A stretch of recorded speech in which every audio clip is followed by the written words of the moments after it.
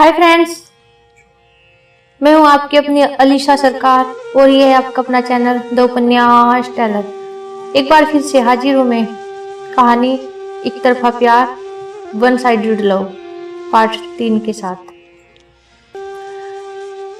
और जिन्होंने इस कहानी का पहले भाग नहीं सुने वो जाके डिस्क्रिप्शन बॉक्स में उनके लिंक दिए हुए बाकायदा वहां से जाकर सुन सकते हैं।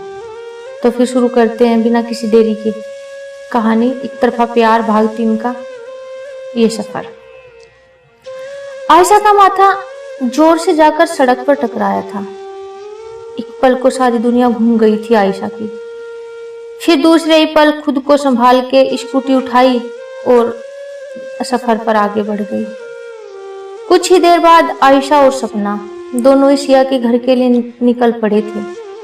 अक्सर सिया के घर पर आना जाना लगा रहता था, लेकिन कुछ महीनों से आयशा ने सिया के घर जाना बिल्कुल बंद कर दिया था।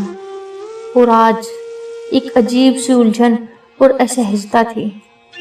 हालांकि अनुज की डेथ कोरोना से हुई थी, लेकिन जिस आत्मग्लानि से आयशा जूझ रही थी वो सिर्फ वो ही जानती थी। आयशा, किन ख्यालों में खोई हो? कहते हुए सपना ने जैसे ही आयशा को पुकारा, आयशा ने सकपका के जवाब दिया, हाँ ना तो। सिया रोएगी तो तू भी मत रोना शुरू कर देना आयशा, सपना ने आयशा को समझाते हुए कहा था। और अब तीनों दोस्त एक साथ थे।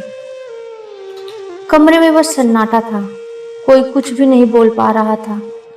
आयशा ने सिया की पलकों पर उभरते आंसू के मोती देख लिए थे और सिया की हथेली अपनी हथेलियों में थामते हुए धीरे से सहलाया, लेकिन होठों से एक शब्द न फूटा। आशी, बस इतना ही बोल पाई थी सिया।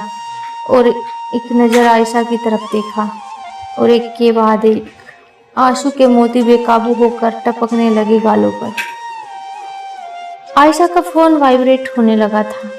आयशा ने फोन उठाया। अमन का कॉल आ रहा था। फोन को साइलेंट किया और साइड रख दिया। मन के कोनों में एक अजीब सी बेचैनी थी।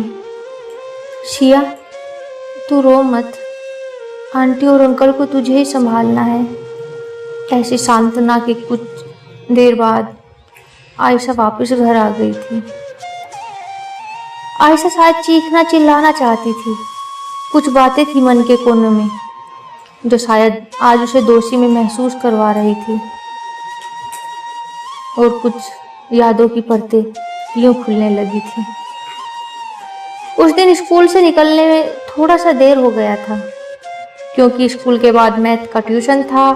आयशा हमेशा ही स्कूल से पहले मैथ का ट्यूशन लेती थी, लेकिन उस दिन टीचर ने सुबह के बदले दोपहर में ट्यूशन देने के लिए बोला था, तो इसलिए बाद में थोड़ा देरी हो गई थी स्कूल से निकलने में। ट्यूशन में आज अनुज का पहला दिन था आयशा के साथ। ट्यूशन के बाद जब घर निकले तो आयशा को पीछे से एक आवाज सुनाई दी, आयशा सुनो। आयशा के कदम ठिठक गए और उसने पलट के देखा तो पीछे अनुज खड़ा था। बोलो, आयशा ने बस इतना कहा था।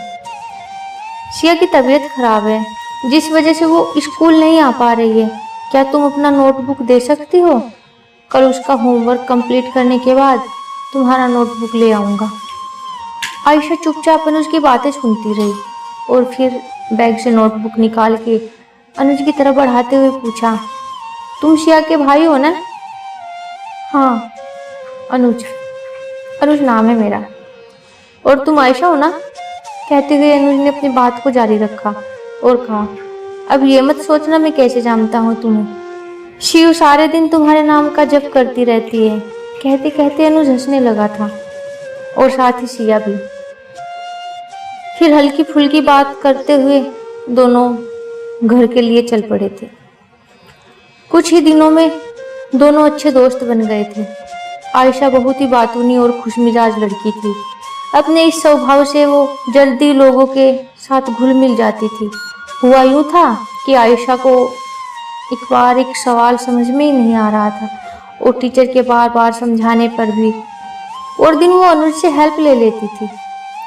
बट उस दिन अनुज लेट था और सवाल हल न हो पाने पर टीचर ने आयशा को पनिशमेंट दी थी और वो रोने लगी थी।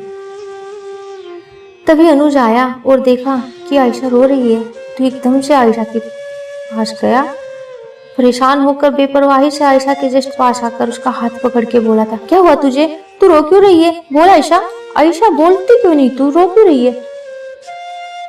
ट्यूशन बेंच के हर स्टूडेंट के साथ टीचर और खुद आयशा भी उसके इस व्यवहार से चौंक गई थी। आयशा ने अपना हाथ छुड़ाते हुए अपने आंसू पोंछकर खुद को नॉर्मल करते हुए कहा था, ठीक हूँ मैं, कुछ नहीं हुआ। लेकिन अनुज बेचैनी से पूछता ही जा रहा था, बता क्यों रो रही है तू। माहौल पूरा बदल चुका था और फिर टीचर ने कहा था, अनुज अनुज कुछ नहीं हुआ, चलो सीट पर बैठो और नोटबुक निकालो, तुम पहले से ही लेट हो। सर आयशा रो रही है, पता नहीं क्यों, आप पूछो उससे सर, वो क्यों रो रही है। अनुज बदहवास सा बस वही बातें दोहराए जा रहा था। तो दोस्तों आज यही करते हैं कहानी का अंत। इस कहानी का अगला भाग लेकर जल्दी आऊंगी मैं। तब तक के लिए हमारे चैनल को सब्सक्राइब करें, लाइक करें, कमेंट करें और अगर कोई आपका सुझाव हो जो आप मुझसे शेयर करना चाहते हो तो कमेंट बॉक्स में जरूर साझा करें।